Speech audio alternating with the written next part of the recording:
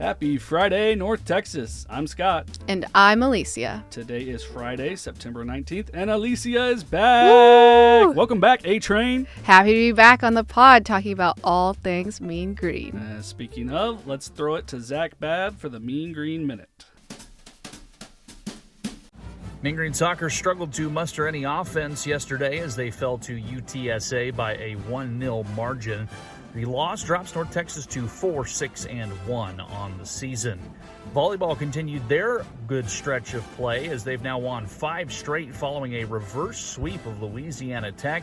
The Mean Green rallied from 0-2 down to win the match 3-2.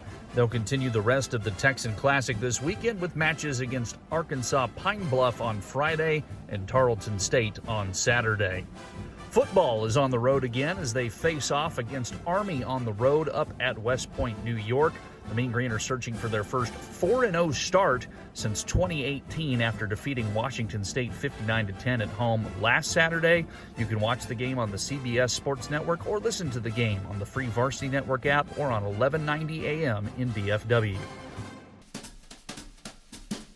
Thanks for that update, Zach. It'll be a busy day of Mean Green sports tomorrow. Let's hope they give us plenty of reasons to light the tower. For more athletics coverage, check out Zach's other podcasts, GMG Cast and This Week in Mean Green Sports. Alicia, speaking of sports, I believe it was last fall you said you were entering your, quote, football girly era. Is that still going on? Heck yeah, it is. Go Cowboys. Have you noticed how many commercials there are for gambling apps during football games?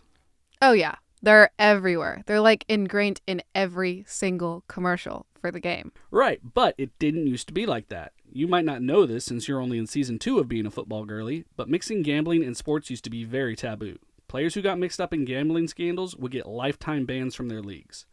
But then these daily fantasy gambling apps slowly started to break through, and now they're everywhere. I spoke to Addiction Studies Program Coordinator Paula Heller Garland about the prevalence of these apps and the risks they can pose for gambling addiction, especially to young people. All right, Paula, so wanted to talk to you about our topic today is sports gambling. There's been a proliferation of daily fantasy sports and now the ability to place kind of micro bets on a player's specific stats within a game. With that, has there been a correlating increase in gambling addiction? Absolutely, there has. It's like the mobile gaming world has exploded recently, and there's been so much media about the entertainment of it. I think that we haven't looked so much at the harm of it. Mm-hmm. Gambling alone can be harmful if it's problematic, but the resources that I've looked at or the sources that I've looked at say that there really is a big problem with the availability of the apps and the just online gambling problems. So the big reasons for that are the increased accessibility. Like we've talked about, when our phone is in our pocket, we can access anything. And if there's something that we're kind of drawn to, why not pull it out whenever we're bored, when we're stressed, when we're whatever. And so that has really caused all of the sports betting to be easier access, and that's difficult.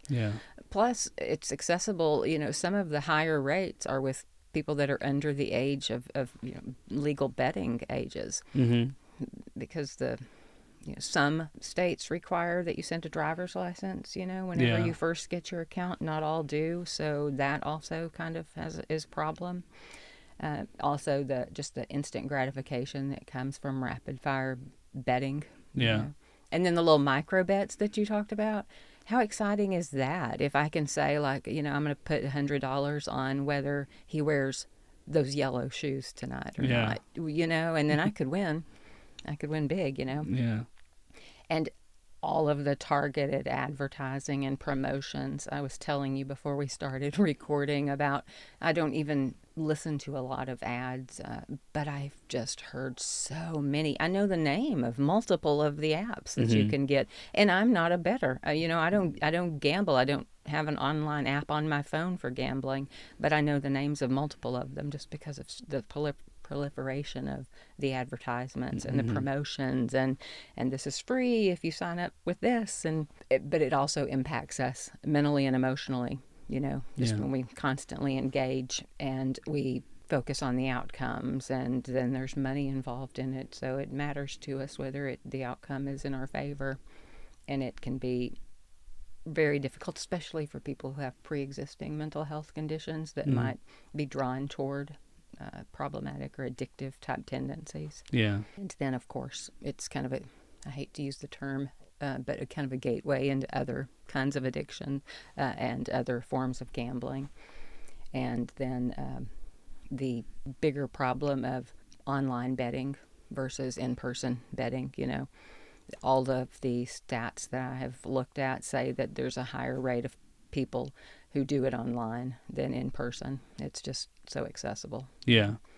Yeah, and talking about the accessibility, I think there's an argument that you would hear would be, well, it's for adults, and they also advertise alcohol in sports and stuff, and it's like, yeah, but you don't have a bar in your pocket. You can just reach in your phone and get right to it. Accessibility seems like it makes it kind of a unique. It's not apples and oranges. Yeah, there's a barrier or some kind of hoop you have to jump through to get alcohol, to get even substances. It's easier to get illicit substances if you're underage than it is to get alcohol, but you still have to jump through some hoops to do that. A transaction has to be made at the least. Yeah. And you don't have all that with just pulling your phone out of your pocket. Mm-hmm. And then I think also, you mentioned all the advertising and options to make relatively small bets.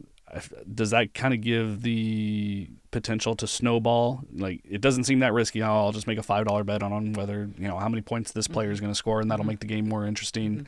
But talk about that, kind of how that can snowball, and, I don't know if it's like a dopamine hit you get when you win on a little one and makes you want to keep going. Yeah, that is exactly what's going on, because it's just there are a lot of psychological tricks involved in gambling, that kind of draw us in, and that is exactly at a dopamine hit. So if you place a $5 bet and you win 50, wow! I mean, you did nothing. You just placed a bet, and you walk out with that much more money. Mm-hmm.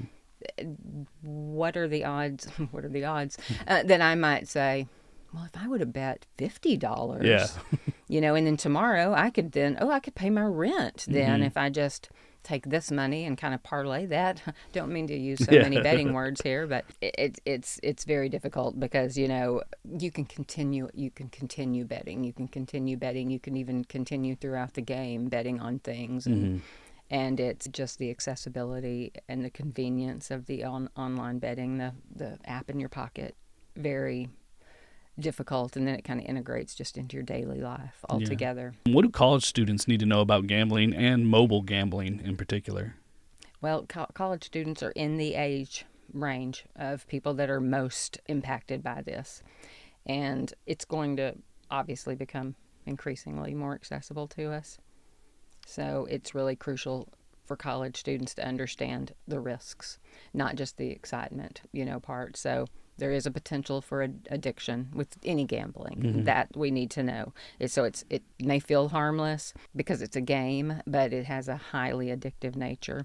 And it's especially true for young adults, the brain development and everything. When you're in those kind of lifetime decision-making years, then gambling can really stimulate your brain's reward center, just like it does with alcohol and drugs, and that can really increase the odds of addictive behaviors. And I think they also need to think about the financial consequences.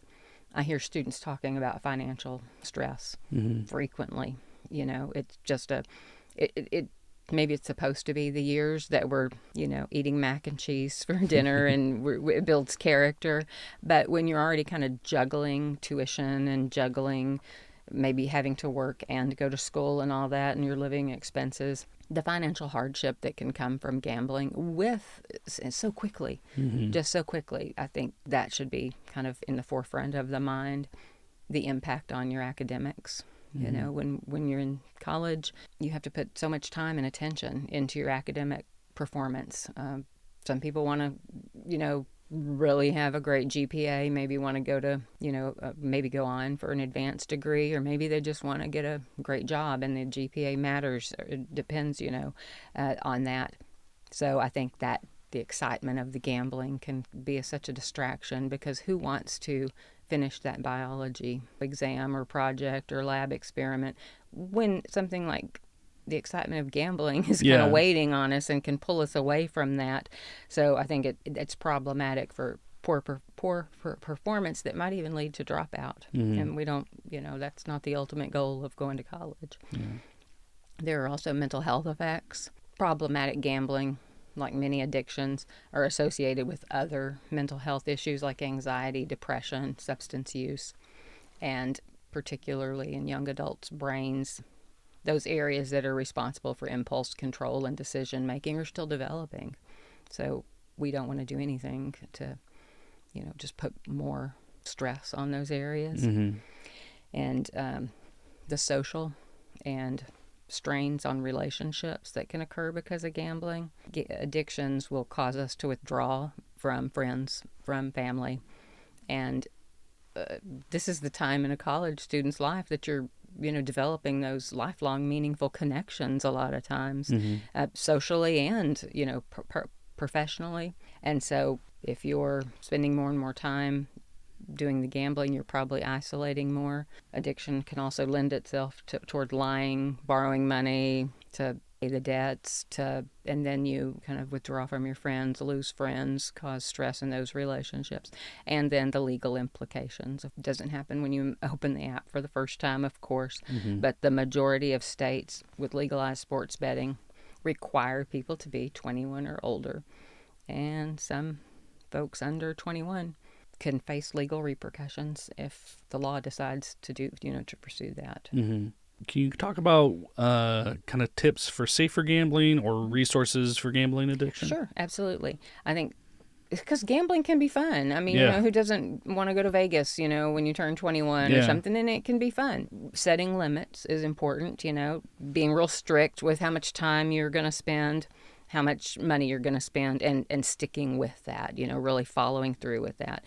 Being a person that's willing to seek help if you get concerned about, am I spending too much time? Have I spent too much money? Is this something that I need to look at? Professional help, counsel from friends, from family members that you trust.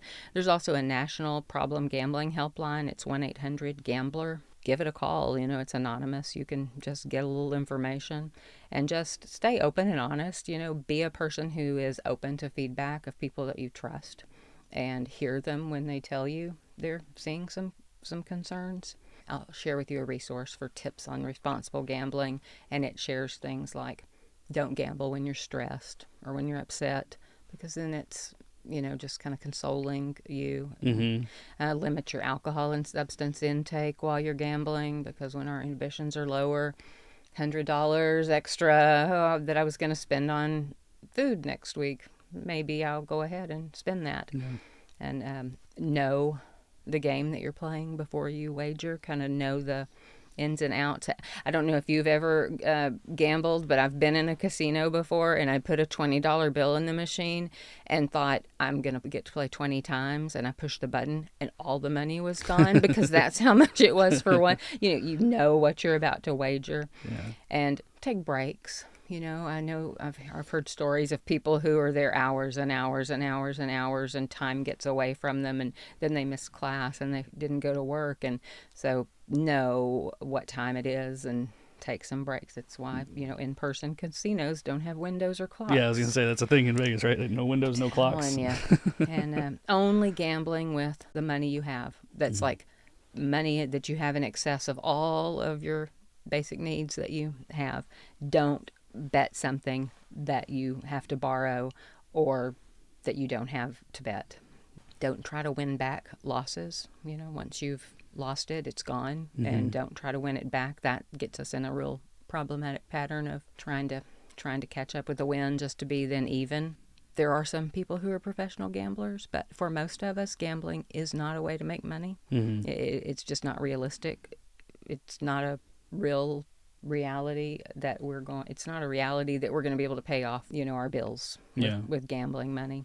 And so stick to your budget, leave credit cards inaccessible to you so you don't have them whenever you run out of money, and you can then put it on a credit card, because, in a casino, it's harder to use a credit card for your gambling, but online, You can put it all on a credit card. Yeah. And balance the gambling with other social and recreational activities. And if you aren't having fun anymore, stop playing. Yeah. It was supposed to be fun in the beginning, and don't depend on any of those good luck strategies, like wearing my good luck underwear or that shirt that I win in all the time. We went over this a little bit, but if there's anything else you want to add about some of the problematic issues comparing in-person gambling to mobile gambling, just thinking about before this proliferation of gambling from your pocket, you had to like go to Vegas to gamble, or go to a casino, or you had to like know a bookie. There were those kind of barriers to entry. Yeah, I mean, and in Texas, we don't have legalized gambling. We have lottery. Mm-hmm. But, yeah, you have to drive at least to Oklahoma, to get into a casino. Yeah. Now you can just open up an app on your phone, Mm-hmm. while you're sitting in class, Yeah. About 15.8% of adults and 26.4% of adolescents who play on casinos or slots or any of those kinds of things online become addicted. Mm-hmm. That's a lot. I mean, that 26.4% of people who play who are adolescent. That's a good wager. That's a good wager. And with sports betting, 8.9% of adults and 16.3% of adolescents develop a problem gambling because of the rise of the mobile devices and the accessibility to it. Gambling issues, disordered gambling, can be as high as 16%. That's higher than in-person betting. So 30% of online sports bettors have some kind of gambling issues. Mm-hmm. I'm telling people would put money on those odds that an addiction would develop. Yeah. Well, and also a lot easier to keep it a secret. Absolutely. Because you don't have to do as much sneaking around and stuff. Yeah, you don't have to be absent from anywhere. You can be on your phone a lot, but people are anyway. Yeah. So who knows what they're doing? It's just the mental health impact is higher with the online gambling than even in-person gambling. That the higher anxiety, depression, financial stress, weaker impulse control, just because it's there. I mean, I don't know how good you are at not pulling your phone out. Not very. But that's probably why we have all these things with our friends. Like if you pull your phone out during dinner, you have to pay. Because we're like, we can't stop ourselves. So it's just it's too easy. Mm-hmm. If someone, I don't want to like be a Debbie Downer or anything, but if you haven't ever done it, I wouldn't even start. Yeah. Until you were like so wealthy that the amount of money you spend on it won't hurt you. Yeah, yeah. And the group I told you about, young men 18 to 29, are the most vulnerable for gambling problems with mobile devices. All right. Well, that's a lot of great information that we'll share with our listeners. Thank you so much for joining us, Paula. I really appreciate it. Thank you for asking me. Man, those addiction statistics are scary, but definitely good to know. Yeah, and I thought the tips Paula shared were really good, especially to not gamble with money you can't afford to lose. Yeah, I just learned a new fun fact about myself, and it's that I probably will never gamble. Same. Listeners, check the show notes for links to gambling addiction resources and Paula's wellness and self-improvement podcast, Life Lived Better. And remember, you can always get in touch with us by emailing podcast@unt.edu or calling us at 940-565-4341. You can also help us grow the podcast by telling a friend about the show, sharing it on social media, or leaving us a 5-star rating and review wherever you listen. Until next time, we hope you have a happy Friday, North Texas. And go Mean Green!